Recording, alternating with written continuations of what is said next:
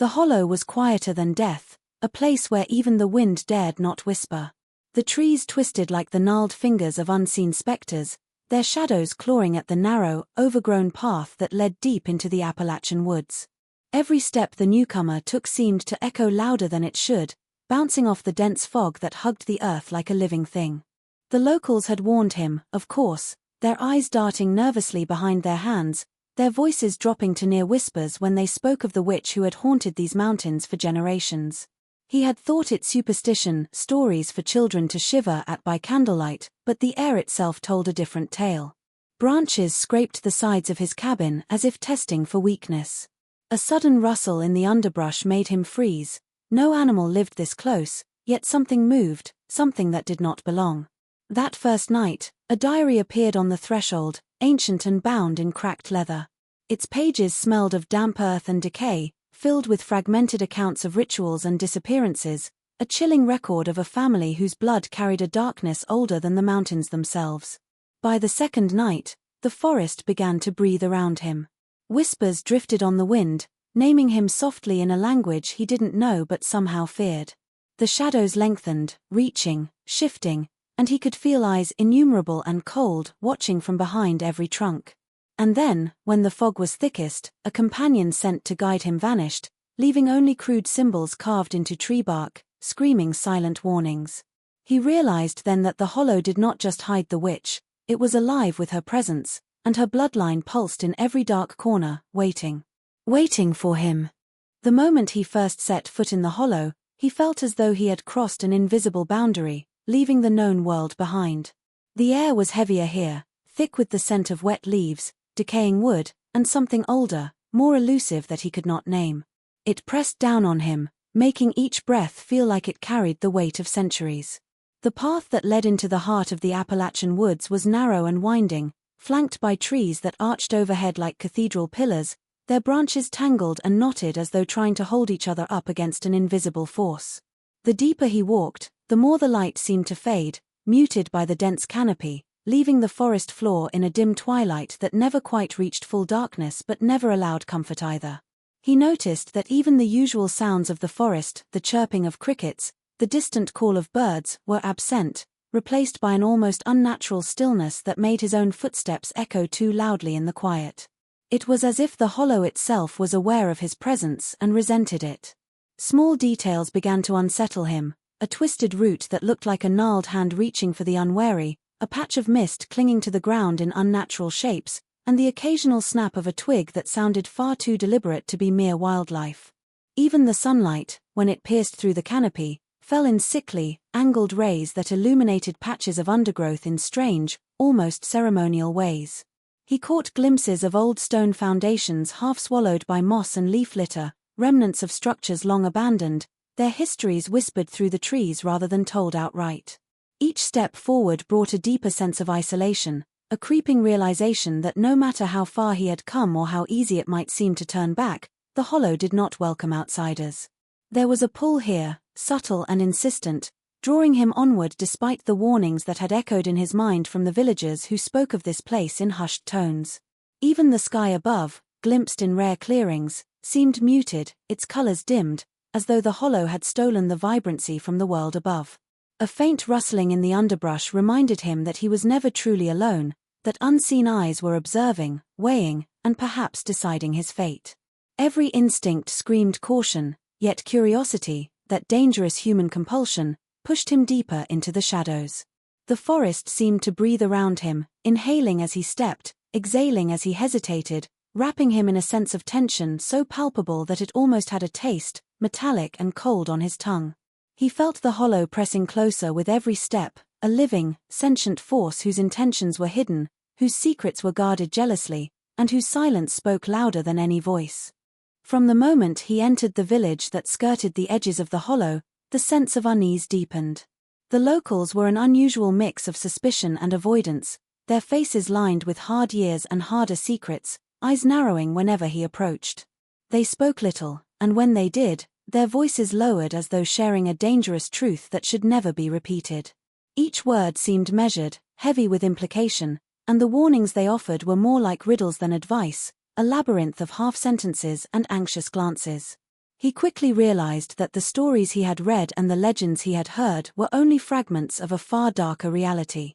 They murmured of a witch who had haunted the hollow for generations, a figure whose name alone seemed to make the air tense and the hair on the back of his neck stand upright. The villagers spoke not of her as if she had passed into memory, but as if she were still present, lurking in the shadowed folds of the forest, her influence extending unseen into their lives. Some whispered of her power over animals, how livestock would vanish or fall ill inexplicably, and of the way children were warned not to wander too far from home after dusk. Others hinted at darker things, rituals performed in secrecy, bloodlines preserved through fear, and the unnatural longevity of certain families in the hollow. Despite the warnings, a subtle pull tugged at him, an irresistible curiosity that grew stronger with every furtive glance and whispered caution. The more he learned, the more the villagers seemed to retreat into themselves, their glances sharpened with suspicion, as if his very presence might awaken something they had spent decades trying to keep dormant. Even their homes, weathered and isolated, conveyed a sense of guarded secrecy. Doors were bolted, windows shuttered, and the air smelled faintly of smoke and herbs, a combination meant to protect and conceal. At night, the village itself seemed to transform, the silence thick and heavy, punctuated only by the occasional distant howl or the rustle of unseen creatures. The warnings of the locals began to haunt his every step, a chorus of fear that intertwined with the forest's natural dread. Their stories, half-formed and fragmented, painted a picture of a witch whose power was not limited to the shadows of the woods but extended into the lives of anyone foolish enough to venture too close. The tension between fear and fascination coiled tighter with each passing hour, and he felt the invisible boundary between the safety of human habitation and the malevolent pull of the hollow drawing nearer. The villagers' avoidance, their whispered admonitions, and the furtive glances of those who remained outside the doors all reinforced a singular truth. To step further into the hollow was to step closer to a darkness the world had tried to forget, and to cross its threshold was to invite something ancient and merciless into his life. It began with small, almost imperceptible signs at first, things that could easily be dismissed as tricks of the light or coincidence, but as the days passed, they became impossible to ignore. The trees themselves seemed to bear messages meant only for him, their bark scored with strange scratches that resembled letters yet refused to form any recognizable language. He would pass a tree in the dim morning light and swear the marks had shifted overnight, rearranged as if someone or something was watching him closely, testing his attention, daring him to see what should remain hidden. Stones along the narrow path appeared stacked in unnatural patterns, too deliberate to be random, and sometimes, when the fog hung thick across the forest floor, they seemed to glow faintly, catching the scarce light in ways that made his heart race. The animals, too, betrayed the hollow's unnatural rhythm. Birds avoided him completely, and small creatures that normally scurried through the underbrush froze in his presence, staring with eyes that felt almost human in their intensity.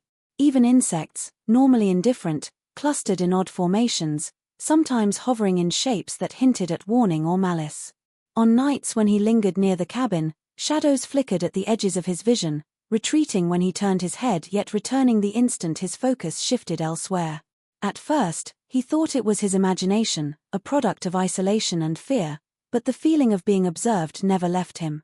There was a deliberate intelligence behind every rustle, every movement, as if the hollow itself were alive and aware of his intrusion. One morning, he found a branch broken and laid across the cabin threshold, freshly snapped, its splintered edges glistening with moisture. It was not the result of wind or careless wildlife. It had been placed there, an unmistakable signal that he was being watched. Soon after, he discovered a trail of footprints in the soft earth, only to find they vanished abruptly, leading to nowhere, as though the ground itself had swallowed them. Each discovery, no matter how minor, tightened the invisible noose of dread around him. The forest seemed to whisper constantly, leaves rustling in patterns that mimicked the cadence of a voice just out of reach, murmuring words that could not be understood yet felt laden with threat. The path he had walked 100 times began to feel unfamiliar, disorienting, as if the hollow reshaped itself with every step, ensuring he never truly knew which way led back to safety. The signs were not random. They were invitations and warnings interwoven, deliberate expressions of a power older and more patient than any human mind could grasp, designed to teach him that in this forest, he was never alone, and every shadow, every unnatural mark, was a herald of something waiting, something that had been watching for centuries, just beyond the veil of perception. It was on one of the colder mornings, when a thick mist clung to the ground and the trees loomed like silent sentinels, that he stumbled upon the diary. It lay half-buried beneath a blanket of decaying leaves at the edge of an abandoned cabin, its leather cover cracked and weathered by decades of exposure. The moment his fingers brushed the surface, a chill ran down his spine, as if the book itself recognized him and resented his intrusion.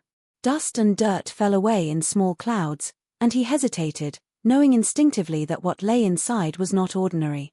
The pages were brittle, yellowed with age, and the ink had faded into jagged lines of brown, yet the words remained legible enough to draw him in.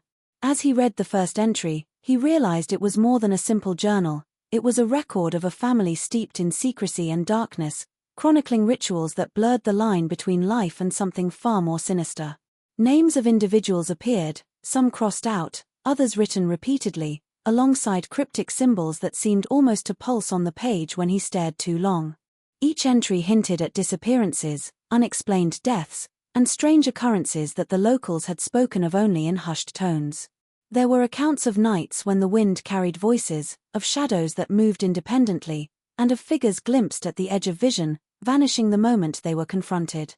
The diary spoke of ceremonies performed deep within the hollow, at times when the moon was swallowed by clouds and the forest seemed to hold its breath, a record of a power that thrived in secrecy and grew stronger with each passing generation. He turned another page and found sketches, crude yet disturbing, of human figures entwined with the natural world, eyes hollow, expressions frozen in terror or ecstasy. Some illustrations depicted animals twisted into unnatural forms, their anatomy warped as if the boundaries between species had been deliberately erased. The more he read, the more he sensed that the diary was alive in a way, a conduit to a past that refused to remain buried. There were warnings, too, tucked between lines of meticulous handwriting, phrases like "do not linger, the hollow sees you," and "what is begun must not be disturbed." The diary did not merely recount history, it seemed to pulse with intent, beckoning him, tempting him to follow in the footsteps of those long gone, yet promising peril to any who dared trespass too far. As he closed it, the coldness of the forest seemed sharper, the mist thicker, and the stillness heavier, as though the hollow itself were aware that its secrets had been glimpsed and that the pages of the diary had bound him, even temporarily, to a darkness that had waited generations for someone curious enough to find it. By the time night fell over the hollow, the forest had transformed into something unrecognizable, a living entity that moved and breathed around him. The air grew colder with each passing hour, carrying whispers that seemed to come from nowhere yet surrounded him entirely. At first, the sounds were subtle, an almost inaudible rustle of leaves, the faint tap of a branch breaking in the distance, but they quickly escalated into a constant presence, impossible to ignore. He began to notice the flickering of lights that could not be explained, tiny glimmers dancing among the trees as if lanterns had been hung by invisible hands, only to vanish when he drew near. Shadows shifted unnaturally, stretching long and skeletal across the forest floor, retreating when confronted but never fully disappearing. It was as though something was watching him from every angle, unseen yet unrelenting, a presence that thrived on his unease. He felt it most acutely when he tried to sleep. The cabin's walls, thin and weathered, offered no protection. Cold gusts swept through the cracks, carrying the scent of damp earth, smoke, and something fouler, something ancient. Whispers came then, soft at first, as though testing him, murmuring words in a language he did not know but understood on a primal level to mean warning, threat, and inevitability. When he closed his eyes, he felt hands brushing his skin, brushes of air that left goosebumps in their wake. Every glance toward the forest revealed movement just beyond the periphery of vision, shapes that dissolved when confronted directly, yet returned the instant he looked away. Even the natural sounds of the forest, the call of owls, the rustle of small animals, had been replaced by something deliberate, a rhythm to the night that suggested awareness and intention. Footsteps echoed where none should have existed, quick and irregular, sometimes stopping abruptly, leaving him straining to hear what had vanished. Objects within the cabin moved subtly, shifted slightly between his observations, as if the space itself were under surveillance. It was no longer a question of superstition or imagination. Every instinct screamed that he was being watched, studied, and perhaps judged. The presence was patient, knowing, almost intelligent, as though it understood the boundaries of his fear and used them to its advantage. Sleep brought no relief, for dreams became intrusions, visions of dark figures moving through the trees, reaching for him, whispering promises of discovery and destruction alike. The forest around him was alive, every leaf and branch a potential witness, every shadow a conduit for the unknown. He began to sense that the hollow itself was sentient, aware of his intrusion, and capable of bending the world around him, ensuring that he felt constantly exposed, constantly pursued. By night's end, it was no longer a question of whether the presence was real. It was undeniable, omnipresent, and impossible to evade, a force woven into the very fabric of the hollow, waiting, patient, and eternal. The disappearance of his companion struck with a suddenness that left him reeling, a cold shock that turned curiosity into dread. They had been walking a familiar trail, one the guide had known since childhood, but as dusk fell, the hollow seemed to shift around them, twisting the path into something unfamiliar. At first, he thought it was the fog, thick and clinging to the ground, playing tricks on the eyes, but then a sudden silence fell, unnatural and oppressive, and he realized that the sounds of the forest, the rustle of leaves, the distant calls of birds, had vanished entirely. He turned to speak to his companion, expecting the familiar reassurance of a voice, but there was only emptiness. Panic rose in his chest as he called out, his words swallowed by the oppressive night, leaving only the echo of his own fear bouncing back. Then he saw it. A tree near the trail bore fresh markings, crude and deliberate, carved deep into the bark. The symbols twisted unnaturally, lines intersecting in ways that made no logical sense, yet they radiated an almost conscious malice, as though communicating a warning meant specifically for him. He knelt to examine the ground and found footprints that had not been there moments before, leading to nowhere, vanishing abruptly into thin air or into the earth itself. The sense of being watched intensified, pressing down on him with a weight that made his chest ache.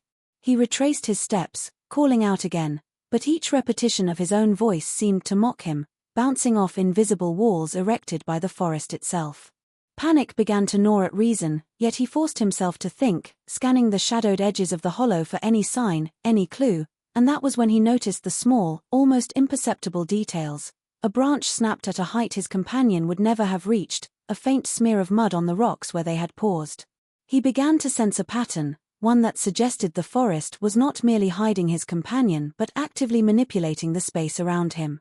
Hours passed, or perhaps minutes, time seemed meaningless under the hollow's influence, and the forest itself seemed to close in, reshaping paths and twisting familiar landmarks into traps. When he finally stumbled upon the clearing where he had last seen his companion, there was no one, only the faintest trace of something left behind, a message carved into bark in the same deliberate style as before, crude symbols that screamed of warning, of danger, of presence. The realization hit him with suffocating clarity. This was not random. His companion had not simply wandered off, they had been claimed, drawn into the hidden mechanisms of the hollow, into the unseen world that governed it, and left behind was only proof of their passage. Fear clawed at him, sharp and relentless, as he understood that to continue searching was to invite the same fate, that the hollow watched, and whoever, or whatever, had taken his companion had done so with patient intelligence and meticulous cruelty, ensuring that the forest itself became both prison and predator, and he, an intruder, teetered on the edge of the same unthinkable end. As he delved deeper into the hollow, a truth began to emerge that unsettled him more profoundly than any shadow or whisper ever could. The witch was not merely a figure of legend, a singular force of malevolence. Her influence persisted through a lineage, a bloodline that had endured in secrecy, hidden among the very trees and fog he had come to fear.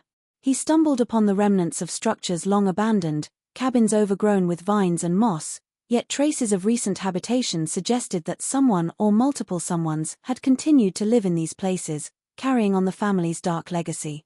The more he observed, the more he recognized signs that the descendants were not ordinary people. They moved through the forest with a fluid awareness, knowing its hidden paths, its secret traps, and how to remain unseen. The diary he had discovered earlier began to make grim sense in this new light, its entries hinting at rituals not meant to die with their creators but to be passed from one generation to the next, each descendant learning to manipulate the hollow and the life within it in ways that sustained the witch's power. He noticed subtle details in their appearances and behavior, the unnatural stillness in their eyes, the precision of their movements, and the way the forest itself seemed to respond to them, bending light, sound, and shadow to their will. Occasionally, he glimpsed figures at the edge of his vision, tall, pale, and impossibly quiet, watching him from a distance, their presence at once human and alien, familiar yet disturbingly wrong. The forest had become a stage upon which the bloodline exercised its dominion, ensuring that anyone daring to trespass would feel the full weight of its oversight. As he pieced together fragments of whispered stories from the villagers, observations from the diary, and his own experiences, a horrifying pattern emerged. The witch's descendants had cultivated not only secrecy but a form of control over those who entered their hollow. Their rituals, while hidden, were ongoing, carefully preserved, and executed with precision, each act reinforcing the hollow's grip and extending the family's reach. The realization struck with the weight of inevitability. This was a lineage that thrived on fear, on isolation, and on the forest itself as both protector and weapon. They were not simply survivors, they were guardians of a darkness that had been meticulously nurtured, a force that had evolved over generations into something patient, intelligent, and relentless. The air around him seemed heavier as he understood the enormity of what he faced. The descendants' existence meant that the hollow was alive with intent, that the witch's legacy was far from extinct, and that every shadow, every shifting light, every whisper he had heard was part of a network of vigilance and control, designed to ensure the family's secrets remained hidden and their power unchallenged, stretching beyond the boundaries of time and memory, waiting for the unwary to stumble into its grasp. The moment he first saw her, he understood that the legends had only hinted at the true nature of the witch, that nothing told in fearful whispers or faded stories could prepare him for the presence before him. She emerged from the shadows of the hollow with a fluid, unnatural grace, her movements silent yet deliberate, as if the forest itself bent to her will. Her eyes glimmered with a knowledge that seemed to pierce through the layers of reality, aware not only of his body but of the thoughts he had not spoken aloud.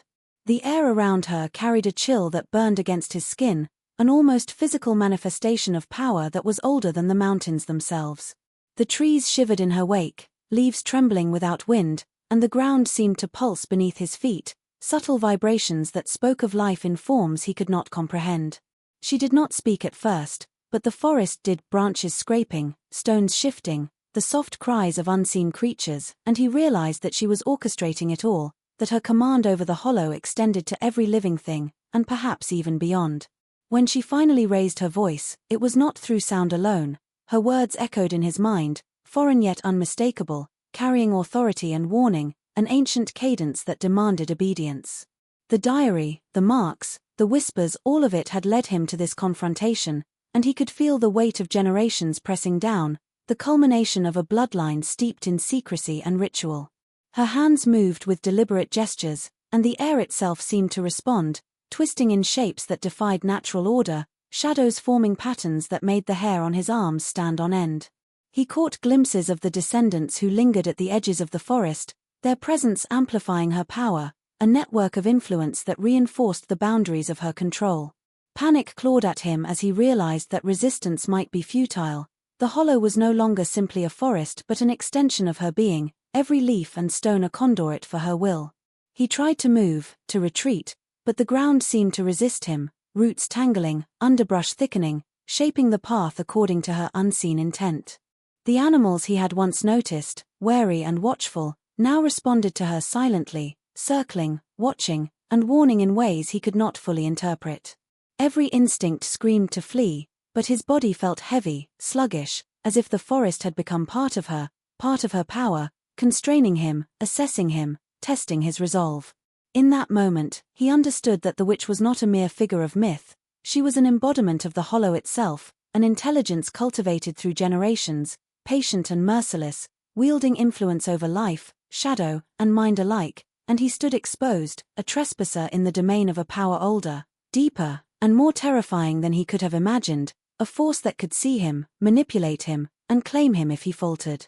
By the time he began to grasp the extent of her power, the hollow itself had transformed from a simple forest into a labyrinth designed to ensnare him. Paths he had walked countless times shifted subtly when his back was turned, trees seeming to lean into new positions, roots rising where none had been before, creating obstacles that were almost playful in their cruelty. Every attempt to retrace his steps was met with disorientation. The familiar landmarks, the moss-covered stones, the fallen logs, the narrow streams, no longer aligned with memory. It was as though the forest itself conspired with her, responding to her will and manipulating reality around him. The feeling of being watched intensified, now accompanied by a sense of inevitability, a gnawing understanding that he could not simply leave, that the hollow did not release those who trespassed too far into its depths. The shadows moved differently now, more purposefully, stretching and bending with intent, as if to corral him toward points unseen, her unseen fingers guiding the darkness with meticulous precision. Sounds that had once been faint, a rustle of leaves, the snap of a twig, became sharper, louder, closer, as though the hollow itself whispered warnings that he could not comprehend but felt in every nerve. When he attempted to climb higher ground to get a sense of direction, the landscape appeared to fold in on itself. Hills seemed steeper, valleys deeper, and the mist that had hung low over the forest floor thickened, coiling like living smoke that obscured all sight. The presence of the witch, though invisible, was palpable everywhere, a tension in the air that weighed on him, pressing into his chest with each breath. He realized with mounting horror that the forest was no longer neutral. It had become a weapon, a sentient entity enforcing her dominion, and his body felt as though it were tethered to its rhythm. Even attempts to call for help felt futile. His voice was absorbed, twisted by the hollow into echoes that reached no one, leaving him isolated in both space and sound. Panic rose, but rational thought became nearly impossible as he stumbled upon signs that previous trespassers had vanished in similar ways, traces left only as cryptic symbols carved into trees or bones partially hidden beneath the detritus of the forest floor. The realization settled like ice in his veins. Leaving the hollow might not be a choice, and every step forward or back was monitored, guided, constrained by forces he could not see but could feel in every tremor of the ground, every flicker of shadow, every rustle of the leaves. The forest had become both prison and predator, and he understood that any misstep could be fatal. The hollow was patient, and she, the witch, was patient, waiting, watching, and ensuring that escape was not merely difficult but perhaps impossible, that the very act of trying to leave would bind him tighter to the darkness that pulsed through every root, every stone, and every whispering wind. The final revelation came slowly, almost imperceptibly, as he pieced together the fragments of what he had witnessed and the clues left scattered throughout the hollow. It began with the realization that the witch's influence was not confined to the trees or the cabins he had explored. It radiated outward, extending beyond the immediate forest in ways that were both subtle and terrifying.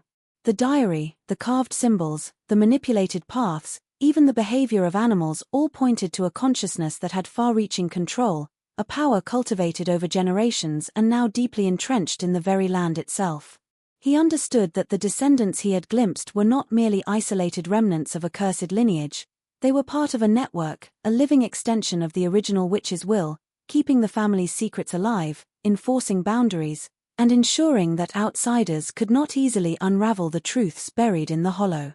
As he wandered deeper into the fog, he noticed traces of this influence in places he had not expected, odd clearings arranged in patterns too precise for nature, small stones stacked as markers along hidden trails, and shadows that seemed to move with deliberation even when no one else was near. Each piece confirmed the horrifying scope of what he faced. The hollow was not merely a secluded forest, but a conduit for a power that stretched far beyond its visible edges, a force capable of manipulating not only space but perception, memory, and the fragile psychology of any who dared enter. The weight of generations pressed down on him, a pressure almost physical in its intensity, as if the forest itself were alive with intention, feeding on curiosity and punishing intrusion. He began to understand that the witch's bloodline had ensured survival not only through secrecy but through a form of control that could seep into the broader world, shaping events, influencing lives, and leaving faint, almost invisible marks upon those who brushed too closely to their domain. The thought chilled him more than any shadow or whisper had, for it implied that the darkness he had encountered in the hollow was not confined to a single place or time. It was ongoing, persistent, and patient, lying in wait in countless hidden corners of the Appalachian Mountains. Every instinct screamed that the forest, the bloodline, and the witch herself were intertwined in a complex, ancient web that extended beyond what human understanding could fully grasp. The hollow was both a sanctuary and a prison, a nucleus of power that reached outward in silence, influencing and shaping reality in imperceptible ways. The truth was undeniable. The darkness he had confronted was not contained, not fleeting, and not easily escaped. Its legacy endured, quietly expanding, waiting for the unwary, and he understood with growing horror that anyone who entered, even those who thought themselves safe beyond its borders, was merely a potential thread in the ever-spreading network of control, a witness to a horror that had no intention of ending, and a reminder that the witch's influence was eternal, patient, and far-reaching beyond the hollow itself.